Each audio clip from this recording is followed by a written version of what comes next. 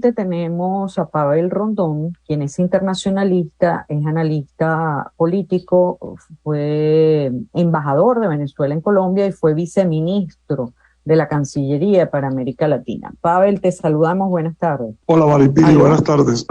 Encantada de saludarte, Pavel. Queríamos conversar contigo para que nos digas, bueno, en primer lugar, ¿cuál es tu apreciación del hecho de que se hayan restablecido las relaciones entre Venezuela y Colombia y que ya y que los embajadores de cada país hayan llegado a cada uno de los estados recipientes y que además bueno, se esté previendo que muy rápidamente entreguen sus cartas credenciales a los presidentes? Bueno, quisiera empezar recordándole a los oyentes que las relaciones internacionales son las relaciones que se dan no solo entre los estados, sino entre todos los organismos, en organismos de diversos tipos, económicos, culturales, organismos intergubernamentales, etcétera, en diversas disciplinas, político, social. Es decir, que la relación internacional no es solo entre los estados, esa es la fundamental, que es nueva, aunque desde China, Grecia y la India se intentó hablar sobre las relaciones internacionales, estas se vienen a configurar después de la Segunda Guerra Mundial, y sobre todo porque las guerras, los conflictos han preocupado a los estados y eso ha permitido que se desarrollen las relaciones internacionales. Y hay, que se ve en el caso de Colombia y Venezuela, dos tendencias en las relaciones internacionales muy marcadas, dos teorías. Una que es la teoría realista y otra la de la cooperación, o la llaman también la utópica. La utópica dice que los estados, que el hombre puede cambiar en el ambiente, que el ambiente cambia al hombre y que la realidad puede ser modificada. Y la teoría realista se sustenta en el poder. Es decir, que los problemas se resuelven con organización, con teoría, pero sobre todo con poder, y lo más grave, Morgenthau decía que el que está a tu lado es tu enemigo y tú tienes que prepararte todo el tiempo para defenderte de él. En el caso de Colombia y Venezuela, cuando empezaron las dos repúblicas, las relaciones entre Colombia y Venezuela empezaron cuando se termina la Gran Colombia, porque en la Gran Colombia éramos un solo país, ¿no? Colombia, lo que es hoy Panamá, Colombia, Ecuador y Venezuela. Pero al disolverse, una parte de ese pasó a ser una república y un estado distinto. En el caso de Colombia y Venezuela, las relaciones fueron muy cordiales, muy utópicas, si se quiere, muy de cooperación. Los primeros tratados en 1833, aunque discutían sobre un tema difícil como son los límites geográficos, pero fueron cordiales. Y se hablaba de la amistad, se hablaba de cómo facilitarle cómo hacerle placentera o facilitarle la vida a la gente en la frontera de un lado y del otro. Y así vemos a lo largo de todo el siglo XIX, del siglo XIX y del siglo XX. En 1842, con el presidente, ¿quién era? Isaías Medina Angarita, se firmó el Estatuto de Frontera, donde se establecieron una serie de carnés agropecuarios, cédulas, para que la gente que iba de un lado al otro, sobre todo de Colombia a Venezuela. Y en 1959 fue el último, el Tratado de Conchalá. Realmente en los últimos 20 años ha habido pocos tratados, pero bueno, volviendo a las relaciones, son relaciones que han oscilado de esa cooperación, de tratados de amistad, a situaciones de tensión. Digo de tensión porque no de conflicto. Somos los dos únicos países de la comunidad andina y de América del Sur y de América Latina que no hemos tenido guerra. Fíjense que solamente hubo un conflicto en la guerra de los 1000 días. Cipriano Castro estuvo apoyando a los liberales de Colombia e invadió por la Guajira, pero la guerra duró y lamentablemente en ese, Aló, Pavel, en ese te estamos conflicto, perdiendo un poco, se está recortando un poco lo que fueron dices. derrotados los liberales. ¿Ah? Se está entrecortando un poco lo que dices, se está entrecortando un poco lo que dices. Pero además otra cosa, Pavel, entiendo todo el contexto histórico que tú estás dando, pero en radio tenemos un tiempo bastante limitado y quisiera concentrarme en la trascendencia de lo que está pasando hoy, la llegada de ambos embajadores después de muchos, ya de varios años, sin relaciones diplomáticas. Creo que eso tiene una trascendencia fundamental. Sí, aunque tú sabes que los oyentes siempre me dicen que les agrada lo histórico. Bueno, porque más o menos los acontecimientos ellos los están haciendo, pero tienes razón. Hay un cambio en esa. Venezuela ha tenido entonces momentos de tensión y momentos de cooperación. En este momento, dentro de la cooperación, se inicia una nueva etapa. Es histórico este momento, puesto que ocurre después de 7 años de cierre de la frontera y después de ruptura de relaciones del año 2019. ¿Qué significa eso? Que se van a reconstruir las posibilidades. En las últimas reuniones esas a las que tú hablabas de los organismos de frontera, etcétera, llegamos a detectar más de 100 asuntos comunes que deben tratar los dos países. Significa que yo considero que Venezuela y Colombia un papel en América Latina muy importante. Ya hoy el presidente de Colombia va a Perú con algunos planteamientos de recuperación de la CELAC, de la comunidad andina.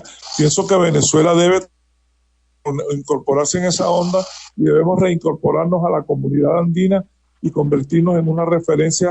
Creo que lo decía, los dos países tienen mucha fuerza por la posición geográfica, por la posición política, por Bolívar, porque tienen una frontera que los une por los lados, no por el sur y por el norte, sino 2.219 kilómetros de largo. La entrega de las cartas forma parte, digamos, de los aspectos protocolares, simbólicos de las relaciones internacionales, que para destacar la majestad de los estados, pues se siguen esos pasos. Pero luego viene un proceso que ya ellos han anunciado de trabajo. Creo que hay una deficiencia en todo esto, y es hablar solo de relaciones comerciales. Las relaciones comerciales no son las únicas, ni son las mejores, ni son las que más han dado. Son importantes. Yo he participado y he trabajado mucho con los empresarios de acá, pero fijémonos que la zona industrial más importante, una de las más importantes de Venezuela, que es Ureña, es una de las zonas más pobres del país. Es una de las zonas más pobres del Táchira y del país. Es decir, que el desarrollo industrial no necesariamente va a todo el desarrollo social. En ese sentido, a mí me parece que los gobiernos, el presidente Maduro y el presidente Petro han hablado de zonas económicas, no las han precisado todavía, pero yo creo que la zona económica social no es lo que debe. Discúlpame, Pavel, discúlpame que te vuelva a interrumpir. Vamos a intentar restablecer la comunicación porque se está entrecortando mucho lo que dices, y creo que lo que está diciendo Pavel Rondón es súper importante, pero es claro, si se entrecorta la comunicación, no logramos entenderle con precisión lo que nos está diciendo. Por eso vamos a intentar restablecer la comunicación con Pavel Rondón para ver si podemos lograr una llamada que no se esté entrecortando, para conversar sobre, bueno, la importancia que tiene y cómo pueden y cambiar las relaciones entre Colombia y Venezuela, toda vez que el día de ayer ya llegaron a territorio de ambos países los embajadores designados por los dos presidentes. Ya se encuentran cada uno en su país en su país recipiente, y pues es inminente la presentación de cartas credenciales de ambos embajadores en los gobiernos de los países que lo reciben. En el caso de el embajador Armando Benedetti de Colombia, que ya está en Venezuela, la planificación que ha emitido la Cancillería es que el día de hoy va a tener una reunión con el canciller, y además de eso, pues se espera que también posteriormente se reúna con el presidente Nicolás Maduro para presentar las cartas credenciales. Ustedes saben que cuando un embajador llega al país que lo recibe, pues tienen que presentarle las cartas credenciales que le han dado desde su gobierno al gobierno que lo está recibiendo. Entonces eso es lo que va a hacer el embajador Benedetti con el presidente Nicolás Maduro. Creo que ya tenemos a Pavel Rondón en línea, ¿me escuchas? Sí.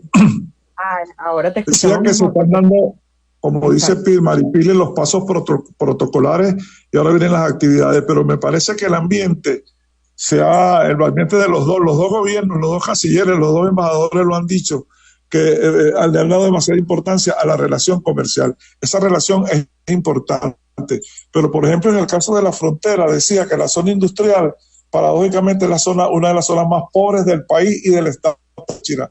Es que tú pongas una fábrica no garantiza desarrollo. Entonces que debemos pensar también en el desarrollo social. Fíjense que ahorita la gente pasa caminando el puente. Un enfermo lo llevan y tienen que trasladarlo por camilla. Ahora bien, ¿por qué no se abre el paso a los vehículos de transporte colectivo, los vehículos particulares? Porque los camiones de mercancías están trabajando, pasan las trochas, ahorita y están Ay, lamentablemente circulando. estamos perdiendo parte de la entrevista porque hay problemas con la comunicación. Social. Para eso nosotros creemos que no debe hablarse de una zona económica en la frontera, que debe hablarse de algo sobre lo cual hay un documento ya elaborado por el gobernador Ronald Blanco Lacruz y el gobernador Luis Morelli de Cúcuta, del norte de Santander, que se llama la zona de integración fronteriza. Esa zona fue aprobada cuando el presidente Chávez era presidente pro tempore de la comunidad andina en Valencia en 2001. Es una zona que desarrolla la frontera, planifica la frontera en áreas colindantes.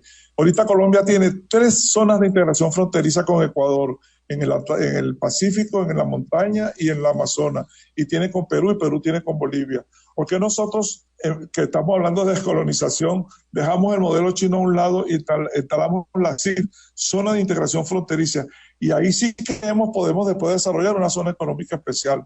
¿Por qué la CID? Porque la CID permite planificar el desarrollo, el ambiente, la economía, lo cultural, en fin, es un plan que ya existe un documento de 60 páginas para trabajar. Yo propongo a los dos gobiernos, a través de este medio que es muy escuchado, que se piense en las zona de integración fronteriza. Yo no descarto la zona económica especial, aunque ya el gobierno la descartó con razón, porque no hay condiciones para eso acá en el Táchira, ni en ninguna parte de la frontera, pero que se pudiera, el que quiera después desarrollarla. Pero la zona de integración fronteriza incluye lo social, lo económico, lo cultural, y la vialidad, el transporte, y ya el documento está hecho, repito. Entonces creo que para la frontera eso, y para los dos países, las mejores relaciones culturales, convertirnos en una unidad. Somos unos dos países con mucha similitud, con mucha historia compartida. Creo que las perspectivas con la llegada del presidente Petro a la presidencia de Colombia abren un abanico muy grande de posibilidades para los dos países. Ahora, la otra cosa es que yo quisiera que tú nos comentaras cómo tú piensas que puede evolucionar esto. Es decir, bueno, ya llegaron los embajadores, van a presentar sus cartas credenciales, etcétera, pero ¿cómo tú piensas que esto puede evolucionar? Porque, por ejemplo, han salido comentarios de prensa de que el presidente Petro supuestamente, es solo un comentario de prensa, supuestamente que tiene la idea de comprar monómeros. Yo no sé si eso se confirmará o no, pero ¿cómo tú piensas que puede ser la evolución de esto después de tantos años, después de todos estos años que no había ni siquiera una relación?